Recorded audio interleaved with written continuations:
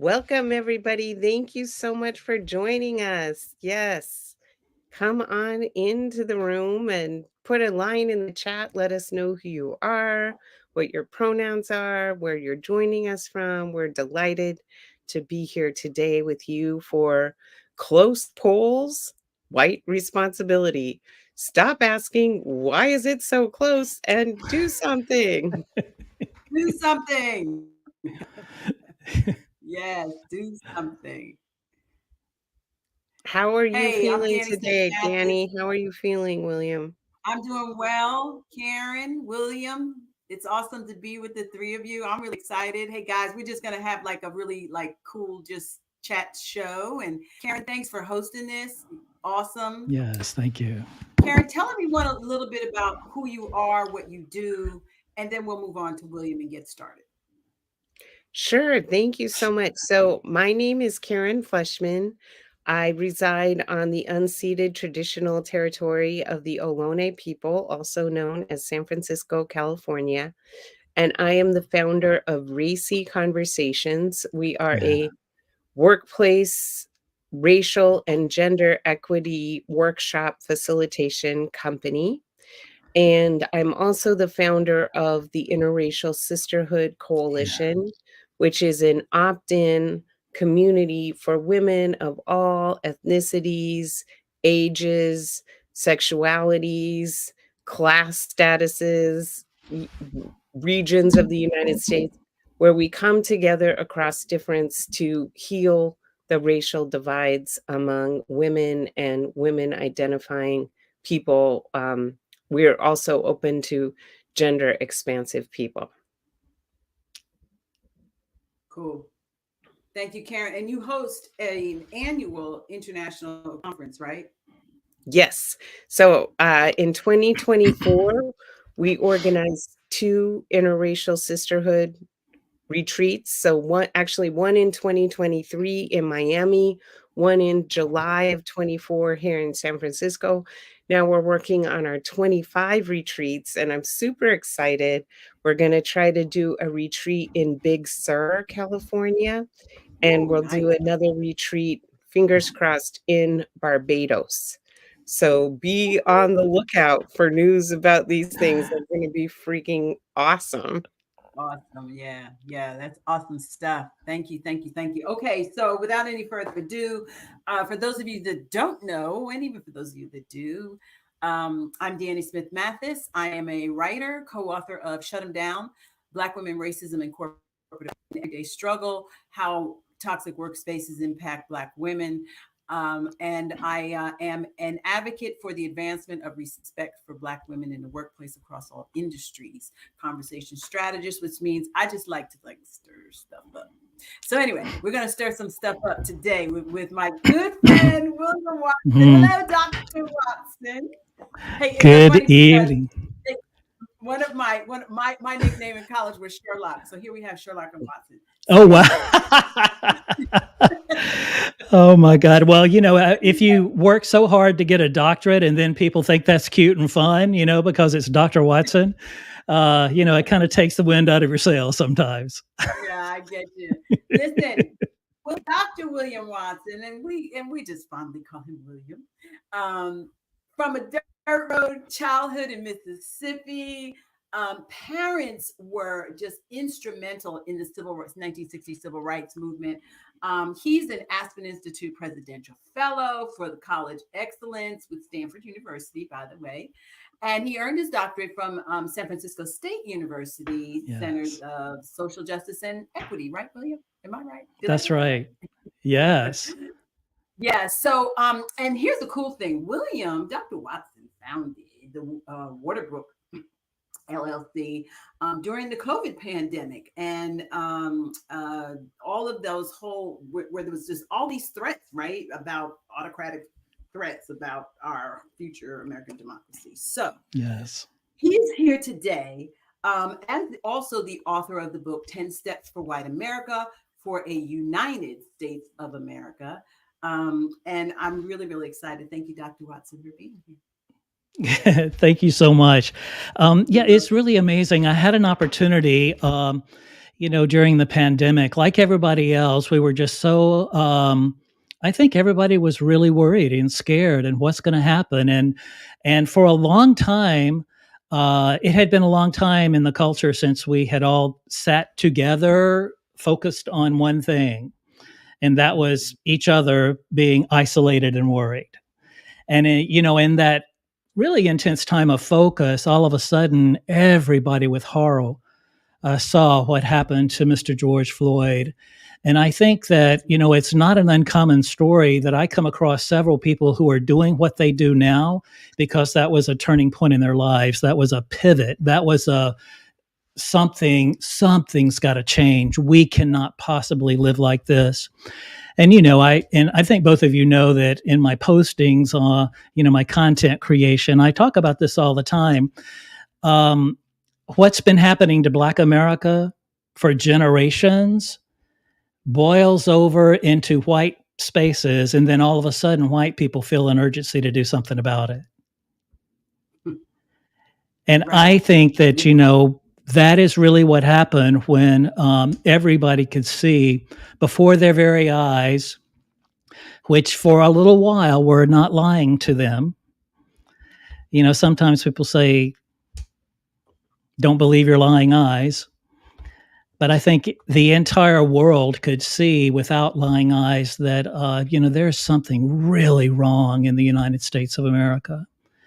And so I was in that moment, I had been kind of digging deep into some spiritual questing for myself. I had just read an important book called The Jewel of Abundance, which is by, a really important teacher who is in the lineage of Paramahansa Yogananda. And I was just eating that book up, by Ellen Grace O'Brien. And that book was kind of the text for my spiritual yearnings, my spiritual, what does this all mean? What is my response to this? What is my answer to this? And, the answer was, what about my own unique experience has a voice, and what are my ethical and karmic responsibilities to use my voice? And I think that's something that everybody at that time started asking each other. I've been exposed to so many great theorists. You mentioned a doctorate in education from San Francisco State, and boy, that was an incredible experience. And I got exposed to so many wonderful theorists and so many incredible people. And, my whole life has been trying to stick my foot in places where I feel like, oh, I hope they don't know I'm here, or I'm an imposter, or I shouldn't be here, or everybody's got bigger things to say or smarter than me. And that was an experience where I had to learn to use my own voice. And that's how the book came about. If I'm going to write a book in response to the what's wrong with the United States of America that George Floyd could happen, then what is so unique about my voice and experience and all of my intersectionalities that could go into the writing of that book and make it authentic so that it's something no one else could write. And that's how I got to 12 Steps for White America for a United States of America. Wow. Yeah, it's just heavy stuff, right? Like every time I hear it, there is a dichotomy of thought between like, do white people really get it? And then like, let's just stop asking the question. I want to stop asking that question, and I want to rally around what you just said, William. And, I remember when you came to Karen and me, and you said, hey, can we do this LinkedIn Live here on how it's just not the responsibility of those who are marginalized by white supremacy and anti-blackness to like dismantle all of that stuff, right? Just dismantle all the systems that are stacked up against us. Yes. That is white responsibility. And so that's white responsibility. Like, yeah, that's white responsibility, right? So like, let's use that term. What is white responsibility? So let's talk about that in light of what we're here to talk about today. So why so close in the polls? Not knowing the answer indicates why we're in the mess we're in. You said that. So let's talk about that. What do you want to? Let's open up this discussion, William.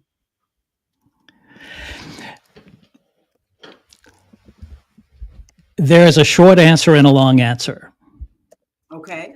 Everybody, so let's go with the short answer first. Everybody sitting on the edge of their seat, wringing their hands, worried about how is it possibly so close, this election. There is a reason it's so close. Some of this stuff is baked into the zeitgeist of what it means to be in the United States of America.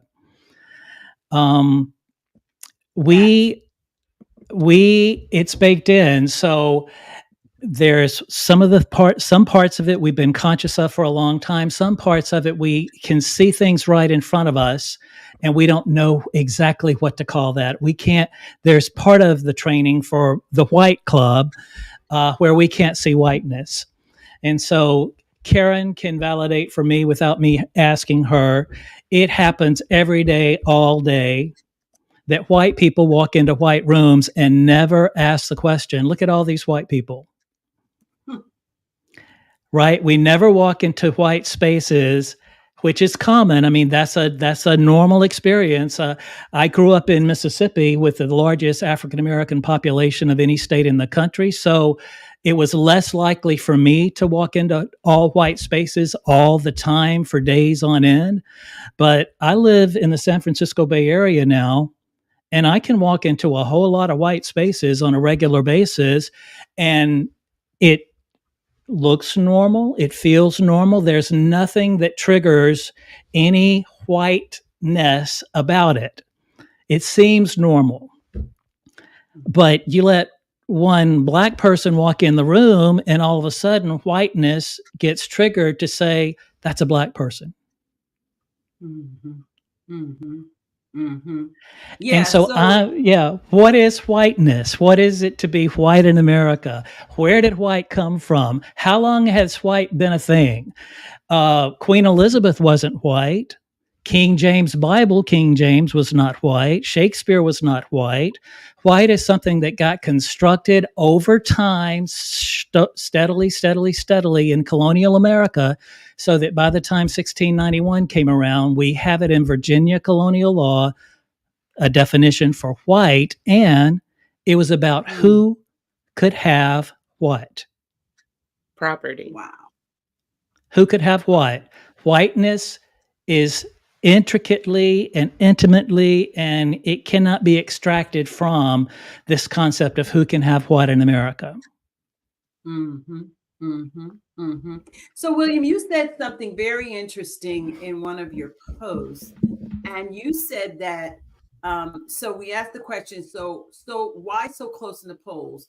And you said not knowing the answer indicates why we're in the mess we're in. And then you went on to say the answer lies in how white was crafted in colonial law to rig and reproduce advantage for itself. And you said until we uproot these legacies of slavery, which is what they are, they're legacies of slavery, we're just doomed to be bamboozled, you said. Eating your own white master never gets his hands dirty kind of thing, right? Wow. That's crazy. That blows it up right then and there. So you say Muslims in Michigan are not the problem. Black men are not the problem. Advocates for Gaza are not the problem. Jill Stein and Cornel West are not the problem. Immigrants certainly aren't the problem. White is the problem. And I'm not even saying white people. I'm saying white and how white operates in America is the problem. And it is why things are so close in the polls right now. White operates a particular way in the United States of America, and white is something that I have. I have it. It's something that I have. It operates for me. I get certain privileges from its membership. Whether I ask for them or not, it flows to me. Entitlement, presumption of competence, called on to speak. What does he have to think? And, it was a part of my practice as a higher education administrator for several years, even in, administrative positions, to not always be the one that had to talk. Right. So every time I'm sitting in a breakout table at a conference, or if I'm at the meeting, or if I'm at the convening for the so and so organization, always expected to be the one to talk and speak. And I don't think that's always necessary. So, I mean, I would even joke with my staff about we don't always have to have white man talking. White man talk. Did you say you don't always have to have white man talk? It's not always necessary. Yeah, exactly. Something else you said, make no mistake, and I want to delve into this. Make no mistake, democracy has not and is not about to fall or fail. And you said we have yet to try it. Delve into that. Well, to me, this is not even remotely shocking. But then, as I keep putting, it's a quote from my book, 12 Steps for White America for a United States of America. And when I put it out there, people, it just shocks people, and people are just taken aback by it. But for me, what I'm saying is that since colonial times, advantage has been rigged for a certain group of people. Now, originally, it was white men with property. It wasn't even all white men. And over time, it came to be more inclusive while sustaining exclusivity, so that by the time the 20th century rolled around, people who had not been white were becoming white, including Italians, Irish. They weren't, so to speak, as white had been, but white became more inclusive as time went by. And then we had all these bizarre laws and that really continue to refine what is white and what is not. Even this one drop rule about if you have one drop of black blood in you, you might look white, present white, be from a quote unquote white family, white community, white background, but the law said you were black. So how we've been defining white and how we've been defining black and people of color and all of these different kind of ways of discussing something that's socially constructed, there's nothing biological about white, and there's not really a category of white, but white functions in this country as a social construct that functions to define how power and wealth, in other words, advantage, is reproduced over time. And we have right now, today, the byproducts of cross-generational transfer of that advantage, which has been rigged historically for white people in America. Now, it seems intuitive that the people who would suffer the most from that are not white people. But I argue that for the way white has to function, there is an elite white, and then there is an entire collaboration, a delusion, inclusion, collusion of all these other whites who have nothing in common with elites except this made up category which bamboozles people into a collusion to vote against their own interest. And that's how white operates. We need all these other white people who are not part of the elite, which is rigging advantage to transfer and reproduce its power across generations. We need this category of all these other whites bamboozled into their junkyard dog duties to protect masses' junk. And that is why it's so close in the polls. You can't roll on that. We have to park. We got to park. I need to say that again. I wish I guess we did tape it, but I need that bamboozled into what? What did you say? Junkyard dog duties to protect masses' junk. Wow. And so, listen, when you look at all of these people who seem to be, it doesn't matter what, it doesn't matter if generals who served as chiefs of staff are saying fascism. And no, that doesn't matter because we're protecting masses junk. Wow. Crazy. And it has to be understood that while there are many people, and those people are those people who are exploited in whiteness. So there is within group exploitation. And so you can think of this as in sociology terms, they talk about a highly bonded social capital or bridging social capital. And you can think of highly bonded social capital almost like getting jumped into a gang. You got to do something to get in, and something's got to happen to you to get in. But once you're in, it's tight. You're in the gang now.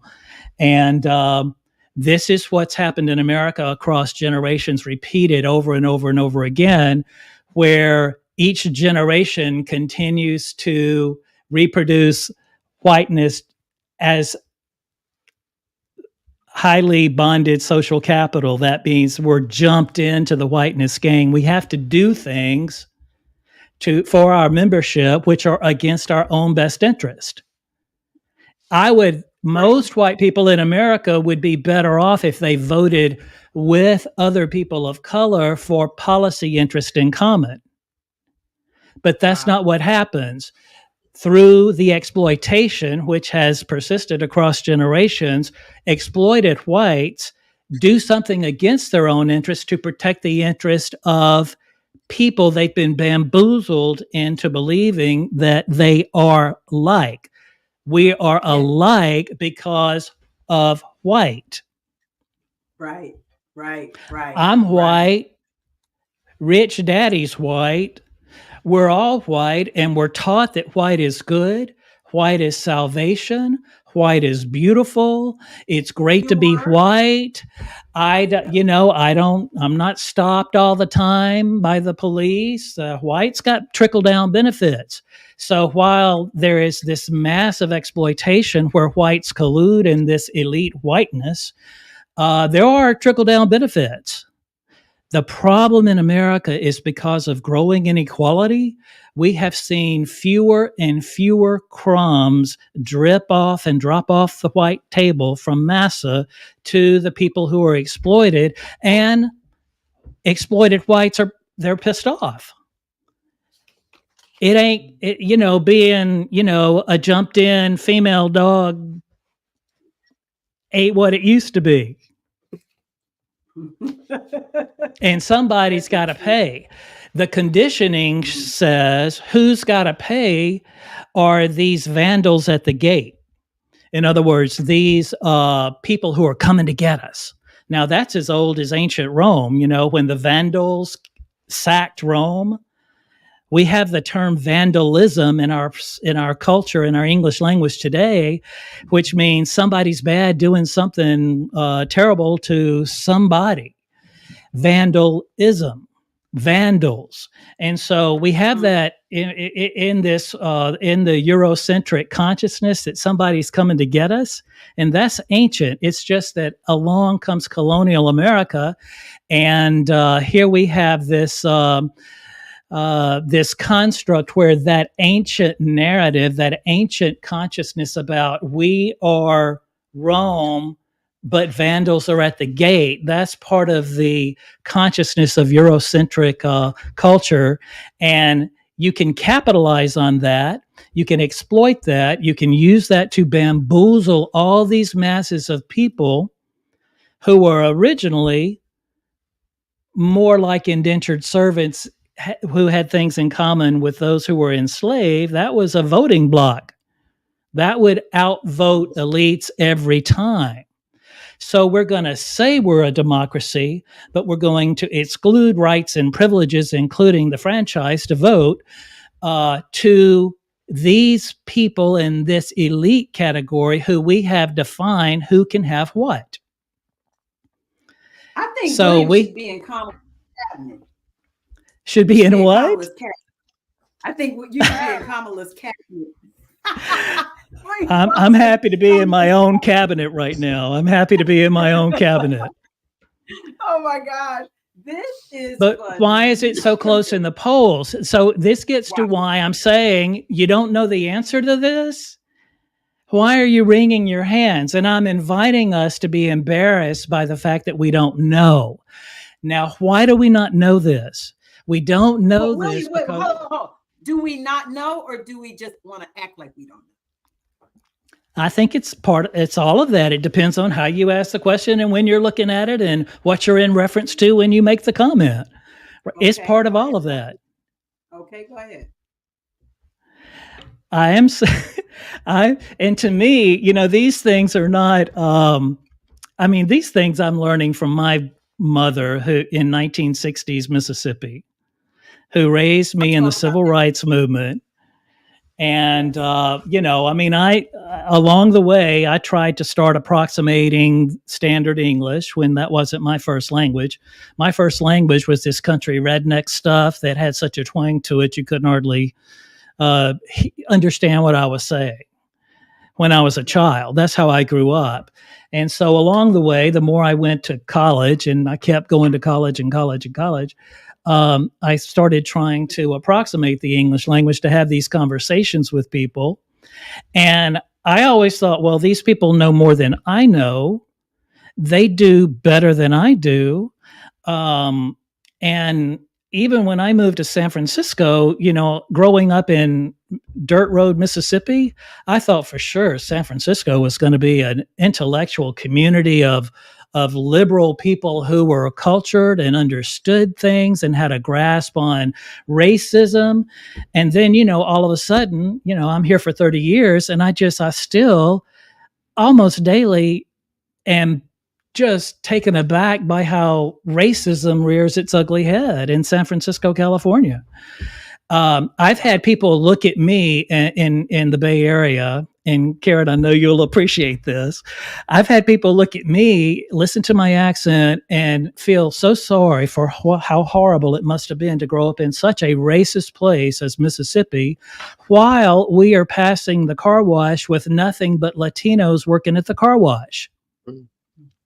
Totally oblivious to their own cultural dynamics, to their own racism, to their own economic marginalization. Can't see it.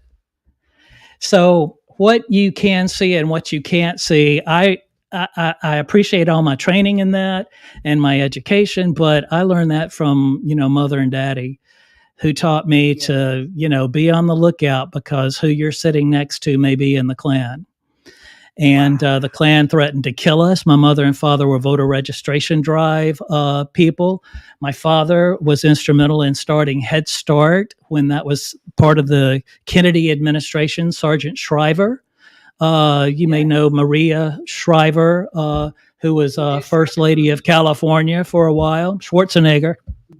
Her father was Sergeant Shriver, and I knew him when I was a child. And most people know her, but I knew of his father because that was a revered person in our household, Sergeant Shriver's Head Start program. But when Head Start came to Mississippi, and my father worked with Mississippi Action for Progress, which was one of the organizations that started trying to implement Head Start in Mississippi, when he started working for Head Start, Goodman, Schwerner, and Cheney had just Freedom Summer workers from 1964.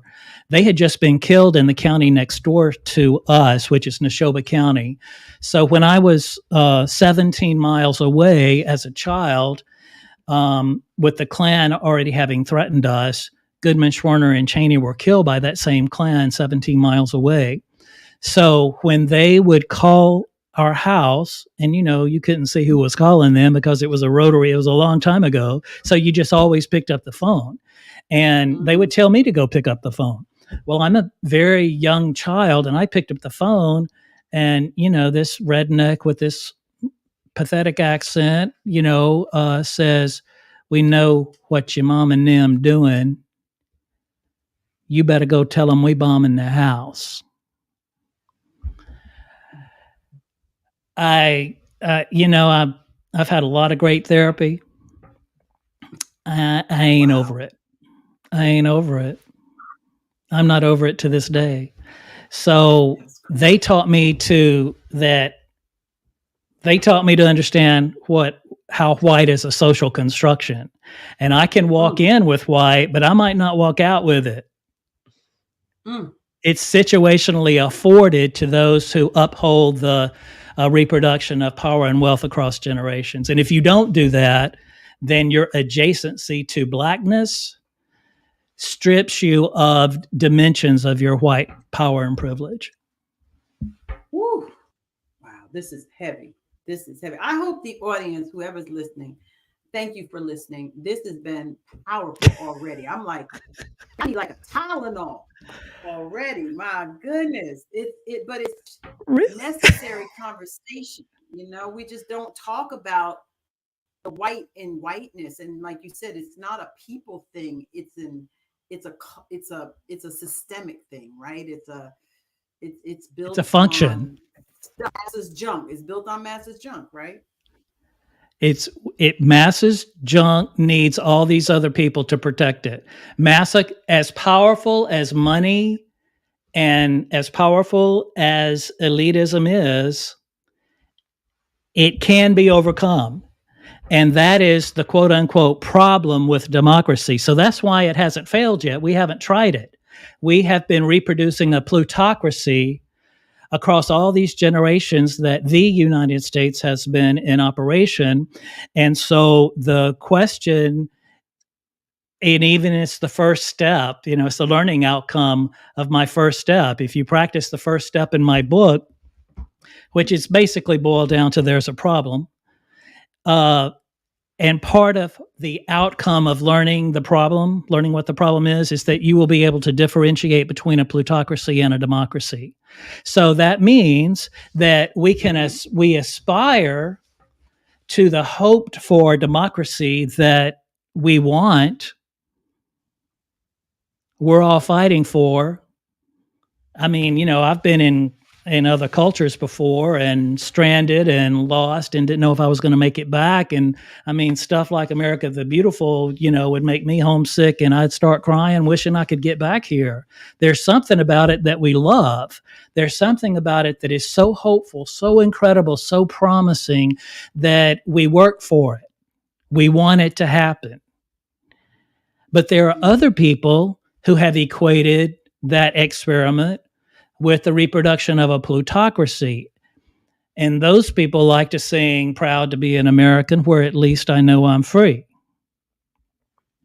Because they think they're free, because whiteness looks for it like it's freedom, but it masquerades as within group exploitation. The majority of white people in America are bamboozled and exploited into serving massa to reproduce massa's power and wealth across generations. But there's trickle-down benefits. I'm not saying there's not, but it trickles down less and less and less. The greater inequality widens. And Karen, here in San Francisco and the 280 corridor down to 280, we have 70 plus billionaires that live right here. And Karen, you have a lived experience of how people lead and propagate inequality right here. And you are going through struggles with it right now because of your advocacy with the current political season in San Francisco. Yes. Wow. So you just said 70 billionaires, 70. Did I hear that right? There's at least 70, and there's more than that. But now, even within that, now listen, there are some billionaires who have so many billions that if they wound up with just the few that some of those 70 billionaires have, they would feel like, as Chris Rock said one time, he said if Bill Gates woke up with Oprah's money, he would throw himself out the window. Oh, wow. Okay, I'm done. I think Chris Rock is a genius just because of that kind of insightful social commentary. So if Bill Gates woke up with Oprah's money, he would throw himself out of the window. Well, right here on the 280 corridor from San Jose to San Francisco, you got people with just a billionaire. They got $1 billion or $2 billion.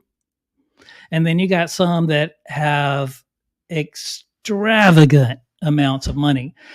Okay, I'm not necessarily against anybody having something, I'm just against everybody else having to suffer when it's rigged. Yes, yes, yes. Got it. Got it. The disadvantage of gaining it in the first place. Yes. Wow. Karen, what are you thinking back there? Thank you so much, Danny, William. This has been great. Listening to everything, this dialogue that we're having, and I did take some notes while you were talking, William, and would like to share some of my observations. Oh, Number great. one, I think it is very important in any conversation about George Floyd that we remember and properly credit Darnella Frazier, who was a Absolutely. 17-year-old Black girl who Yes. had the courage and the foresight to stand there and videotape that. If it weren't for Spectacular. Darnella, none of this would have happened, right? That's So right. I always try to say her name and cite her, and she, of course, suffered tremendously for that Sure. huge act of courage. Hmm. Secondly, I would like to point out that the Ethnic Studies Department at San Francisco State University is itself a product of struggle. It was 1968, Right. um, right around this time, 163-day student strike led by the Black Students Union and the Third World Liberation Front Right. that fought to get the San Francisco State University Ethnic Studies established, to tremendous police brutality and all kinds of repression, including First department in the country. first department in the country, and that is what caused other universities, including mine. So I'm a Latin American studies major, and the reason why we had a Latin American studies major is because of the San Francisco State student strike. So I always like to make sure people know that history too. Then I thought it was really interesting when you were saying how uh, MAGA wants to blame all of our problems on immigrants. And in a sense, they are correct. They're just pointing at the wrong group of immigrants. Yes. So many of the billionaires who are inflaming white racial resentment Yes. are immigrants.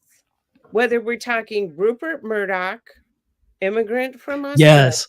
Yes. we're talking Elon Musk, richest man on earth, Big Peter time. Thiel, also among the richest, David Sachs, the guy here in Pacific Heights who threw the fundraiser for Trump that made it okay for Silicon Valley to say, we're going to support Trump in the 24 election. Those three are all from South Africa. They literally want to reestablish apartheid Mhm. in the United States. And then I'd like to name a couple more, if I may, who are having a huge impact specifically in San Francisco. So Michael Moritz, who's an immigrant from Wales, is spending millions of dollars on his Together SF, San Francisco Parent Action Coalition, on his mayoral candidate, Mark Farrell, and trying to also change the entire structure of San Francisco city government to eliminate our commissions, citizen oversight commissions, reduce them by half, eliminate the power of our police commission. Okay. He is also one of the major investors in Solano County, where they're buying up all kinds of farmland because they want to create their California Forever, which is going to be a community founded by tech VC billionaires without any kind of city government, right? You're just going to live there with them. So, and then Gary Tan, he's not a billionaire, but he's a multimillionaire from Y Combinator, who is behind Grow SF and all this campaigning against, for example, my very progressive member of the Board of Supervisors is up for reelection, and they are spending millions of dollars to try to unseat this guy who is a tenant protection attorney who comes to the side of the most marginalized people and fights for their rights. And they're trying to make it sound like he's opposed to building housing. Like, what are you talking about right now? He's just opposed to building luxury housing. He is for building housing for working people, so working people can still live here, right? So Yep. that group of immigrants, Gary Tan is an immigrant from Canada. So this group of immigrants who did not live through the US civil rights movement, much less their parents decide, okay, I'm going to shift, but who have come in since then, made enormous amounts of money, and now want to just end multiracial democracy in the United States. And if we are looking for a group of immigrants to deport, I would like to those folks at the top of the list. That part. Yes. And Kevin Robinson points out South African Yes. apartheid was gleaned from American Jim Crow, as was Nazi Germany. The Nazis studied the Jim Crow laws. Yes. That's what they used to create their laws and their extermination camps over there. And then and I'm sorry, now I'm just kind of going off, but my last point I want to make is around whiteness is why we can't have nice things. Yes, right. Like as Heather McGee writes about in the summer. Yes. Yes. We could have public swimming pools. We could have public health care. We could have free universal colleges and universities. But because white people don't want Black people, people of color, to have those things, we would rather that no one have them at all than to have to share those things with Black people. And that is exactly why, according to Jonathan Metzl, we are dying of whiteness. Like white longevity is going down. It's particularly going down for men who are dying from alcoholism, suicide, drug overdose at very, very high rates.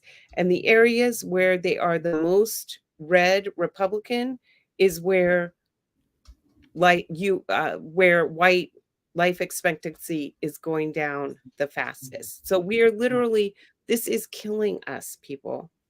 And I just want to say, I love people. I love all people, including white people. I love you, white people. And I hear you that you are suffering. I am a single mom. I am barely holding on. And I don't see how my kids will ever attain the same lifestyle that I've had. It's not supposed to be this way. They're supposed to be in a better place, not in a worse place. And I know that so many of us feel that way. But the reason why we're in this situation is not because of Maria, who's taking care of our kids.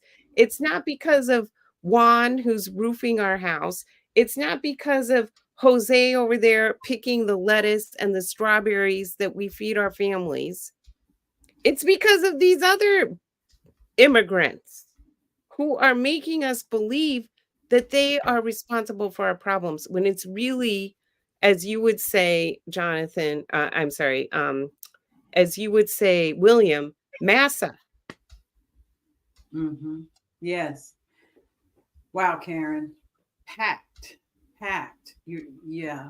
Karen, tell us how you really feel. No, I'm just kidding. And one other point that I would like to talk, when I first started on my path of self-discovery around these things, so many of my mentors were like, you need to go back and research, why did your ancestors leave Europe? And I was like, my ancestors are the oppressors. I want to get as far away from my ancestors as possible. Why on earth would I care about my ancestors and what they experienced? But then you start to hear this from so many people you respect. You're like, okay, maybe there's something to this, So I go back and I learn that everything we would later do to Black people, to Native American people, we began by doing to each other. And that is why we carry so much intergenerational trauma. That is why we align ourselves with those in power, because we believe that if we align ourselves with those in power, we will be spared from violence, right? Become violent ourselves, and we will be protected from their violence. But the fact of the matter is, the second we're no longer useful, they will discard us like a used tissue and be violent to us too. And the only way to transform this is to unite across difference, is to understand that people of other races are not our enemy. They are actually, they are our allies. They've never done anything to harm us. And they only want to be left alone and to be able to live their lives in dignity and respect. And if we all came together, there's way more of us than there are of them. And we could have nice things. We could have public healthcare. We could go to the We could have a democracy. We could have a democracy. More We could go to crumbs. college for free. I mean, there's so many things we would have the money to do if it weren't all held in the hands of a very few people.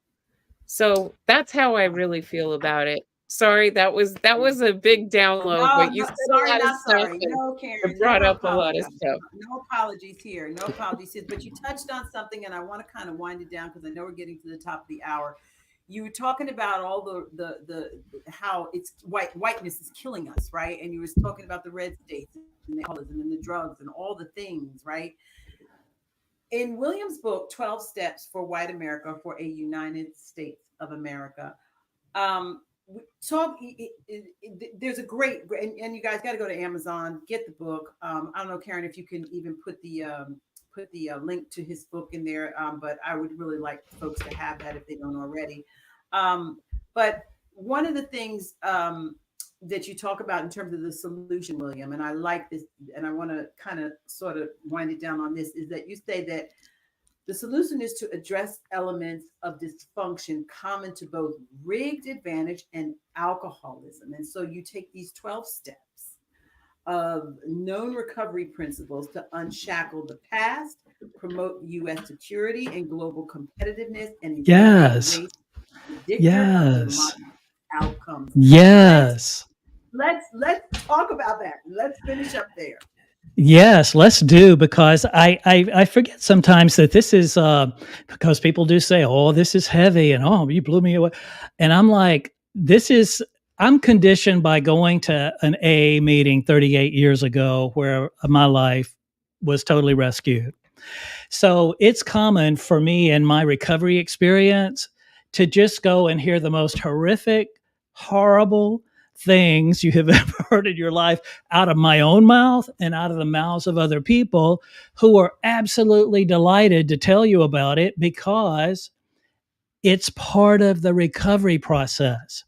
The point of going to a meeting is not to dig around in the past. It's not to have a bitter fest. It's not to excruciate over your disappointments and angst in life and your resentments. It's about recovery. And so, in the 12th step of this 38-year recovery tradition, which I'm happy to tell you this week, I got a 38-year chip, which means that 38 years ago, I went to St. John's Lutheran Church on a Saturday night, shaking from having to sit on my hands, embarrassed that people would look at me. And I sat across, and oh my God, I looked across the room, and there was this redneck mechanic in a gray jumpsuit. He just got off work. His fingernails were dirty. You know, I'm critical. I'm looking at this kind of stuff, and, you know, I'm looking at a Mississippi redneck, you know. And so I was like, oh, man, I don't want to have to fool with this fool. And I just wanted to get up off my shaking hands and get out of there as soon as possible. But before I could get out the door, embroidered in red on a white patch of his dirty gray jumpsuit said the word Sammy. And Sammy looked at me, grabbed me. This was a different era. He grabbed me, bear hugged this stranger who was shaking, and he said, "Don't worry, little buddy. We're going to love you till you can love yourself."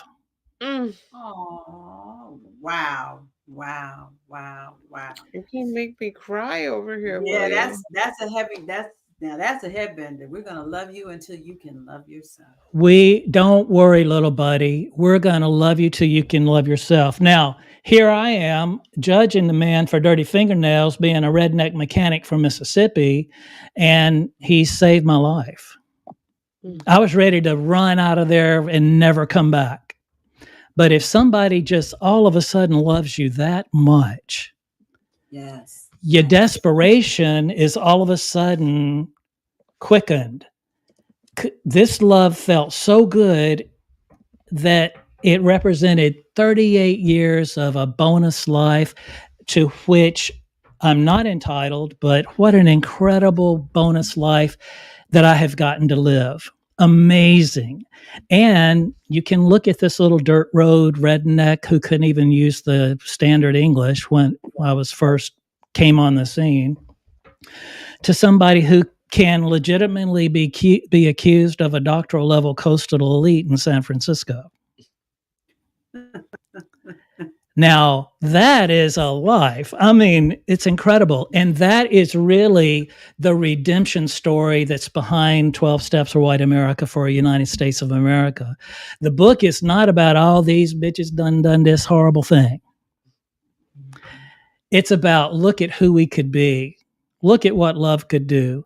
Look at what we could become if we did the work. We've masqueraded as a plutocracy for several hundred years, and democracy is right on the verge. We're so close. So imagine we're on a plane. We're getting ready to go to a destination that we've always wanted to go to. Man, finally, we've never in our wildest dreams thought we could go, but we're on the plane and we're going to touch down. But there's some turbulence. Mm-hmm. And we can sit in that turbulence and feel like, oh, I shouldn't have done it, or this is bad, or those people, and this is all going to just go to hell in a handbasket. And I don't know what's happening, and what are we going to do? And why is this election so close in the polls? And what I'm saying is let us do our work. Let us take the first step to know the difference between a plutocracy and a democracy. Let us know that one is where we are now and the other is our beautiful, wildest aspiration. Because ultimately, the result of working these 12 steps for white America would lead us to, you call it what you want, but to me, it would be the result of it would be a United States of America where race no longer predicts outcomes. That to me would be how I know that the American experiment with democracy would be fulfilled. Race no longer predicts outcomes. That is a United States of America that my mother and father defied the Klan for, that all of those beautiful people that I saw work so hard for. You know, I'm from where Fannie Lou Hamer comes from. I'm from Medgar Evers. You know, these are my people in Mississippi that my mother was already a member of the NAACP when Medgar Evers was assassinated. So all of these stories that you hear from the civil rights movement, those are not history stories for me. Those are my family stories. Those are my home stories. I lived those experiences. I hope I'm still looking pretty, but I'm actually old enough to have been born 9 months after the Kennedy inauguration. So I grew up with these things happening all around us. And I do not have the luxury today to sit around and wring my hands when we are on that plane to a destination of democracy, a USA where race no longer predicts outcomes. That's what we've been fighting for the whole time. We're closer than we've ever been. I'm going to celebrate that. I'm not going to be bamboozled, or I'm not going to let anybody let me be worried about what if, because man, we're close. I'm celebrating that. This is the closest we've ever been, and I'm excited about it. Oh, wow. That's hopeful. That's hopeful. Yes. We love that. I love that. I want to also point out, William, first of all, Karen, thank you for hosting this space. We love it on Yes, another thank really. you. Thank you, Karen. And we wish you really tons of success. And I got to think about that Barbados trip. And also, thank you so much for just sharing your lived experiences. As one of our listeners has already thanked you for that. I want to reiterate that. I also want to reiterate that not only is William's book a book, there's also an accompanying workbook with it. And I think the workbook is equally important because this is where you do something, right? You don't just read it, you do something. So let's buy it and then do something. Let's put in the work, right? So also get that workbook, the 12 Steps for White America workbook. William, is that workbook being used somewhere? Like, is it somewhere or who's using it? Like, it seems to me like it ought to be like whiteness 101 or something somewhere. So here's the book, and here's Right. the workbook. Right. And if you're reading along, this is just how I like to learn and take notes. I need to do something to capture what I just read. I can't just read it and remember it later. And so this is just it's easy. It's not probably hard at all, but it's already set up that you can just take notes of what you just read. What did you just learn? It's got some really cool graphics that help you remember what it is. Here are the 12 steps. And then, there's a lot to it. I'm an educator. So I have all these tools and little tricks to help you learn it and process it. And, educators will want to know, you got your steps, you've defined the problem. What can people expect? So I have all the learning outcomes here as well that you can expect. But let me just quickly say thank you, Cognella, for publishing this book and publishing the workbook.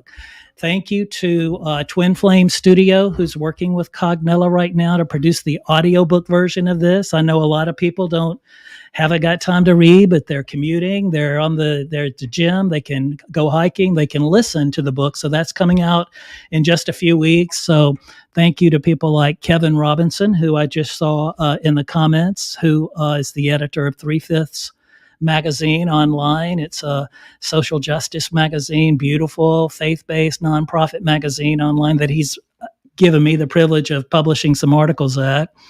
And so thanks also to Weaving Influences helping me really get the word out about the audiobook, a great marketing company. And then finally, Nicole Anderson at Nicole Anderson Legacy Speakers out of Philadelphia, who's been beautiful about putting me on her roster and promoting my work. So I have a lot of people that I'm so grateful for.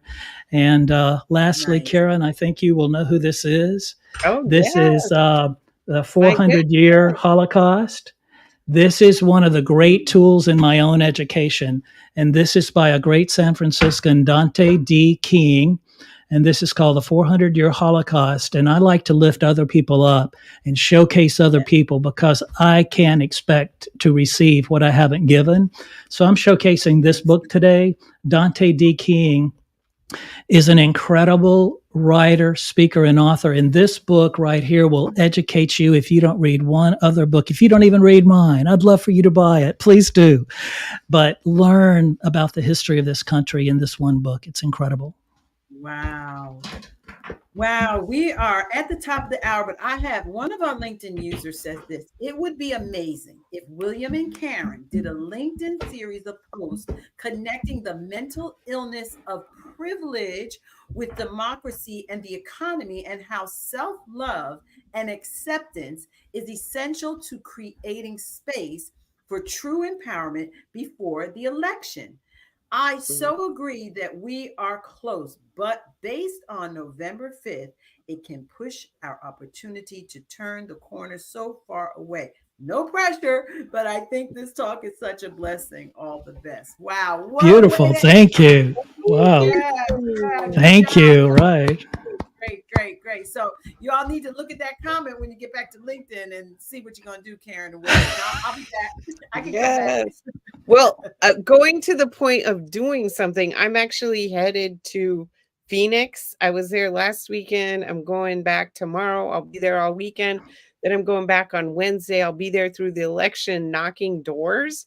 But Beautiful. Yes, if you wanted to do this like early in the morning or late at night or something, even if it's like 15 minutes a day. But because I really want to highlight what William says, love is the answer, particularly self-love is the answer. We Yeah. cannot shame and blame white people out of white racial resentment. Right. We cannot, white people already feel shitty about themselves. We cannot make them feel shittier about themselves. We're never going to grow our movement that way. We have to love and accept our brothers, and we cannot treat them like they're inferior to us. Like that story No. about you saw the mechanic in the mechanic's uniform and you made all these assumptions and Yeah. stereotypes about him. That is white supremacy right there. That is stereotyping and othering our own Another people. ring. Yes. We have to look them in the eye and see them as fully human, just equal to us, and just love on them. That is how we are going to finally build the movement. Wow. Thank you, Karen. I'm a guest. This is your show. So thank you. Please. Thank you so much. Thanks for having us. William, this has been awesome. This really great. I'm happy. Thank you so much. Thank you so much. And I am going to just for the audience, if you don't mind, I'm going to put my website in here in case anybody wants to follow up with me. I'd be happy to have you follow up. Thanks. Thank guys. you so much, Danny. Yeah, appreciate you. Thanks everyone for coming into the show. We really appreciate it. Thanks so much for all your comments. Appreciate you. Thank you. Take care. Bye-bye. Bye.